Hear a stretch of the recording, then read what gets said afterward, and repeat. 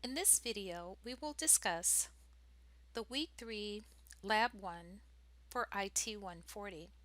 This is Linda Gaston, your instructor.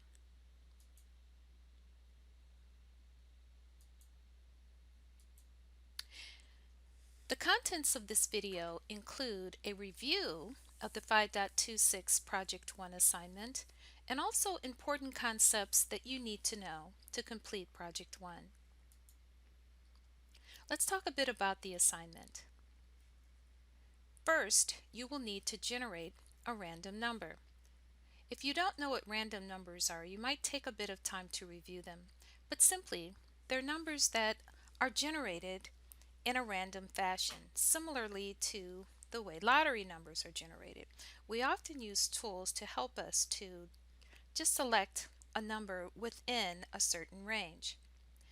In your program, you're to prompt the user to enter the lower bound for your random number and the upper bound for your random number. That will set the range of values that your random number could be included in. You'll use the variable lower to store the value for the lower bound that your program will establish and upper for the upper bound or upper limit to the number in your program. You are also to include error checks to ensure that the lower bound number is less than the upper bound. These are reasonability checks in programs. If your lower boundary number is greater than your upper boundary, your program will have errors. You also must include these exact prompts to get the upper and lower bound numbers from your user. So you're to ask for the lower bound using a prompt, what is the lower bound? And you're to ask for the upper bound using the prompt, what is the upper bound? And at this point in your Python programming career, you have seen these input statements to get values from the console. Now, Zybook simulates a user entering those values. In the real world, an actual user would be sitting at the console and entering the values. And you'll see that when I demonstrate this program. Another requirement is that your program needs to include the following line of code to generate a random number between the lower and the upper bound numbers that you get from your user. Look carefully at this statement. This says that we are using random, which comes from one of the many libraries that is loaded up with Python when you start running your programs, and you're using the randint method or function within this library. So we're saying take this random library and use the randint method that's included in it. This will include a random number that's an integer rather than a floating point or other type of value. One of the things that we send to this function within random is the lower limit for the random number that it will generate for you and the upper boundary of the random number that it will generate for you. So for free, without doing any work, you can take advantage of this to generate random numbers for any reason within a Python program. In this particular case, we're going to use it for our guessing game. And then finally, your program will print the generated number. Let's talk a bit about some of the Project 1 concepts. So, in order to use some of the functions that come with this random library that we get at Python Loadup, we have to import this library into our program. So this may be the first time you're seeing an import statement, but many languages use import statements. So if there are libraries or functionality that you need to use that is not generally loaded up with your language, in this case Python, at startup, you can use an import statement to include this code while your program is running to take advantage of it. So we're going to import random. Now, there's another important value that we need, and we're going to call this seed val. This is a variable that we're declaring right here, and the value that we're going to put in it is a value that we get from the user. And we're going to ask the user what seed value should we use. Now, seed values are simply numbers that we use to start off the formula that is used to calculate a random number. So, random numbers are generated by functions like random int that we talked about here, rand int. But these equations usually have some number that's fed to it as a starting value for it to start running an algorithm on to generate a random number. So we're going to call that a seed value. We're just going to name this variable seed val. So we get that value from our user using this input prompt here. And notice the structure. So we have this input prompt. It's really a method that we're using. We're using the input method that Python gives us when it loads up. And we're feeding to that input method this string. Now the way this input method works is it will echo back. If you put a string inside of it, it'll echo that back to the console, and it will take the value that the user gives you in response to this method, and it will put it inside of a variable that's to the left of the equal sign. So this is kind of the structure when you use this input statement here. But notice, this input statement, the value of it is being fed to another method, in this case int, and it takes values and converts them to integers.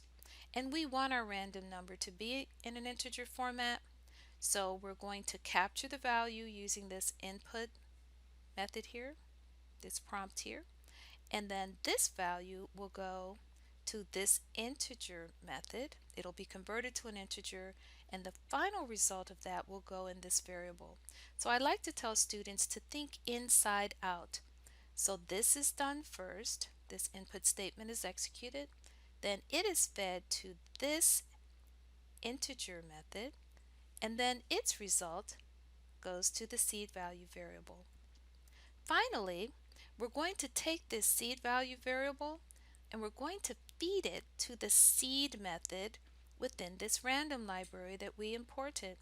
So this seed method says, give me a value, and this will be the value that I use as the starting value to generate a random number. Okay, so now we're going to capture as directed the lower number for the random number that we're going to generate, and we're going to capture the upper number. So now that's taken care of. We convert that in the same manner as we did here to an integer, stored in this variable lower. We capture it from the user here on the console using this input method. We display this and capture it, turn it to an integer, and put it in the variable upper. Now remember, when you're running your programs in Zybooks, Zybooks simulates the user input, so the values are provided for you. In the real world, a user would be sitting at the console and would enter that number. And again, you'll see that when I demonstrate the program.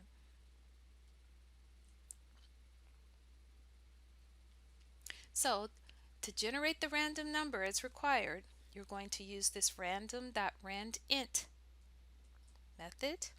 You're going to submit to it the lower and upper boundaries, and the result of this will be a random number. But don't forget, you have to include error checks to ensure that this lower number is less than the upper number for this function to work. Now, let's look at a possible solution to this project. So we want to make sure that we have an error check to ensure that the lower number is lower than the upper number here. One way to do it is to create a while loop so that we keep prompting the user to enter a lower number that is less than the upper number. And we could use a while loop to keep prompting them till they get it right. So let's look carefully at this while loop here. So we're saying while lower is greater than or equal to upper. And what this really means is while the user is not getting it right, while the user is entering a lower number, that's greater than or equal to the upper number, we're going to keep telling them that they've done this wrong in this print statement and asking them to do it again. So if the user is not very smart and they keep entering over and over and over again lower numbers that are greater than the upper, they'll keep seeing this. Your lower bound must be less than your upper bound, and they'll keep being prompted to enter the numbers correctly. So this while loop will continue on until the user finally enters a lower number that is lower than upper. Now, we'll talk about while loops in just a second, but take a look at this structure. We have a colon here that tells Python as it's processing our program that this is the end of the conditional statement for the while loop. This is what sets when the while loop will execute. So the while loop will continue to execute as long as this is true. So as long as this statement is true, we'll continue to print this message and prompt for a lower and upper number. The minute it is not true, then this statement will be executed. We will take this random.random method and we'll send to it the lower and upper numbers. We'll take the random number that it generates and we'll put it in this variable rand number. So let's talk a bit more about while loops. So as stated, a while loop executes a block of code as long as that loop's expression is true. So as long as this expression is true, the while loop will execute this block of code. Now it's extremely important that you note that Python is one of the few languages that is positional. So the Python interpreter that's processing and running your program looks for an indentation to understand what statements are part of this while loop. So anything indented after this while loop, the colon here, is going to be considered part of the things that get executed as long as this statement is true. So notice, when this statement is no longer true, we fall outside of the indentation and execute this. So remember to indent your code, and the while loop will execute as long as those items, as long as the code statement here at the beginning are true, these items will be executed. All right, so here we have a while expression, and we kind of call this here your while expression. And then here are the substatements or the statements in the body of the loop that execute if this loop expression evaluates to true. And then here will be the statements to execute after the expression evaluates to false. Okay. So we keep executing these statements. We go back up here, and then there's a test to see if it's true. If it's true, we go to this part of the loop. If it's false, we go to this part of the loop. Otherwise, we continue to execute the body of the loop. Each execution of this loop is called an iteration. So while loops are iterative. So here's our code again. And notice the structure. Now let's look at the rest of this program. So the next thing we need to do is start getting the user's guess. So we have a while loop here that says while not guessed number. This uses a Boolean structure. So what it's saying is while this guessed number is false. So basically we will execute this loop because guessed number is not true. We set it here to false. So this is kind of a backward way of doing things, basically to set your starting variable as false, this variable that's going to be used to control your while loop, and then saying as long as it's false, we'll execute this loop. You could have set it to true and said as long as it's true, we'll execute the loop and set this as true. Alright, so now we're setting guess number as false and we're setting the number of guesses to 0. So we're at the start of the loop and it's saying while not guessed number. That's true because we set guessed number to false. So now we're going to continue to execute this loop, and we'll continue to check to see if guessed number is false, and the loop will execute until guessed number becomes true. So the first thing we're going to do inside the loop, notice the indentation, is ask our user, and of course Zybooks will simulate that user's input. We're going to ask our user to input, what is your guess?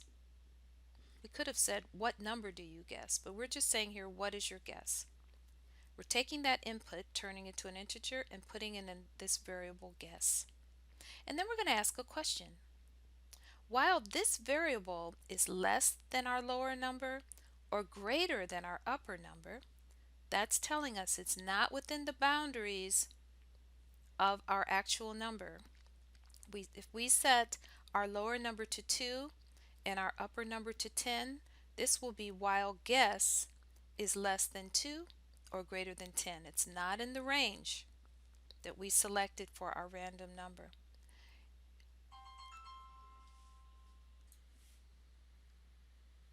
So we have our variable guess containing the integer that we got from our user. We're checking to see if it's within our boundary.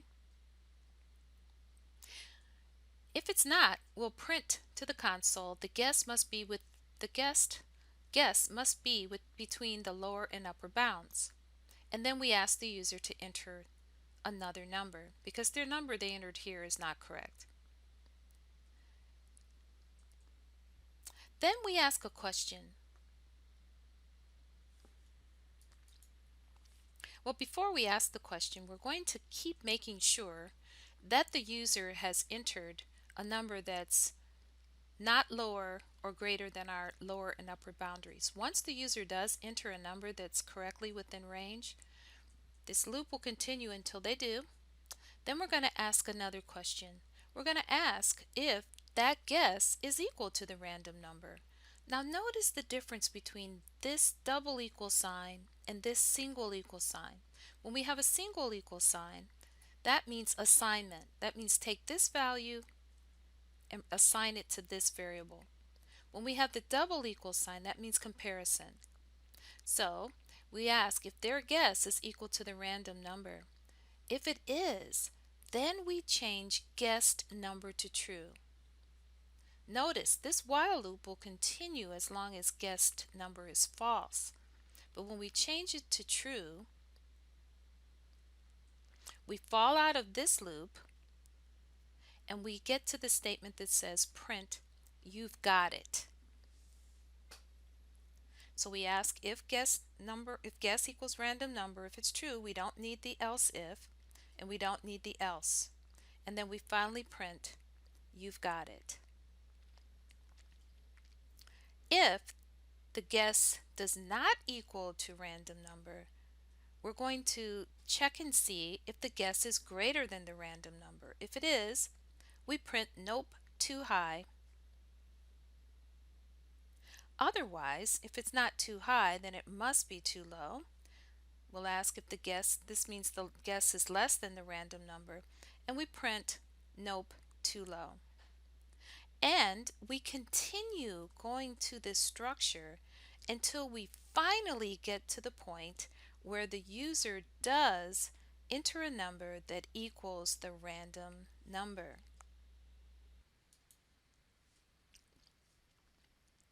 So let's just talk briefly about the if-else-if-else structure that you saw right here in the code. So we have within Python a special version of our if decision structure. It's called if-else-if-else. It allows you to nest conditions. As you're asking questions, you can kind of nest your conditions and ask questions within questions. So it makes use of what we call a nested decision structure. So it starts out with if you have this condition 1, do these certain sets of things. Otherwise, or else if, you can test for another condition and you can do some other things. You can insert as many of these as you want to just keep asking different conditions if different conditions are true. And then this is kind of like a finally. So if none of these are true, execute this statement. Let's see Project 5.26 in action. Project 1, 5.26 in Zybooks in action. So here we are in an online Python interpreter called Python Anywhere that I like to use because you get to see the results of your program in real time. So here's the start of our program.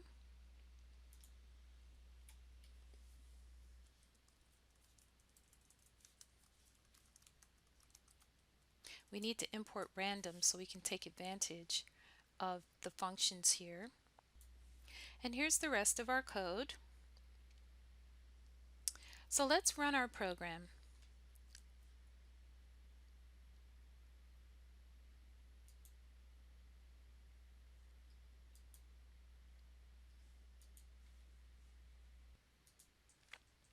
So we simply press the run button here,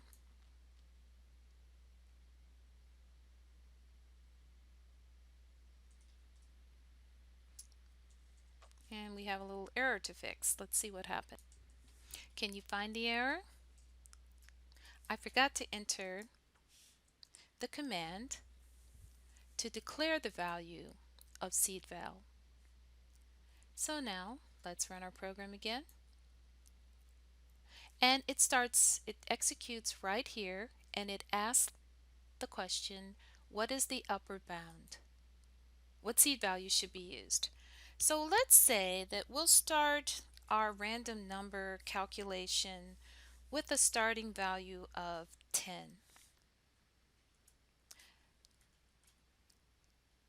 Now, so the program's right here. Notice the interpreter is parsing through the code.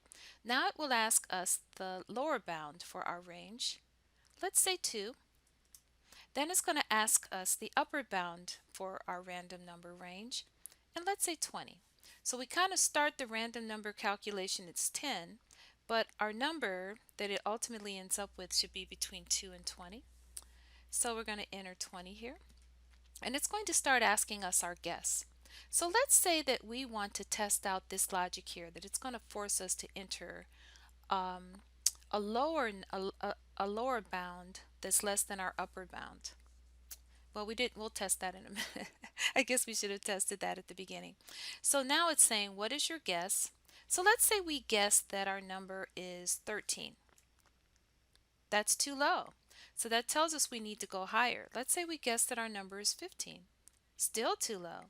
Let's say we guess our number is 17. Still too low. Let's say 19. Still too low. Let's say 20. So our number was 20.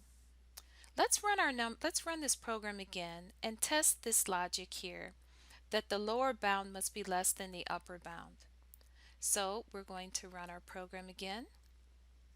It says what seed should be used. Let's say 10. And this time let's enter a lower bound that's greater than what we're going to use for our upper bound. So let's say our lower bound is 20 and our upper bound is 2. Notice this logic executes, and it tells us that our lower bound must be less than our upper bound. If lower is greater than upper, it prints this message. And then notice it will ask us again, what's your lower bound and what's your upper bound? So then we'll enter this time that our lower bound is 2 and our upper bound is 13. It's going to ask us our guess, let's say 12. This time it says it's too high. And then we'll enter 10. This time it's too low. So let's try 11, and we got it. I hope this video helped you to understand Lab 1 for Week 3. Please email me to arrange a virtual office appointment if you have additional questions. And stay tuned for live classes and tutorials as we go through your introduction to Python programming. Thank you.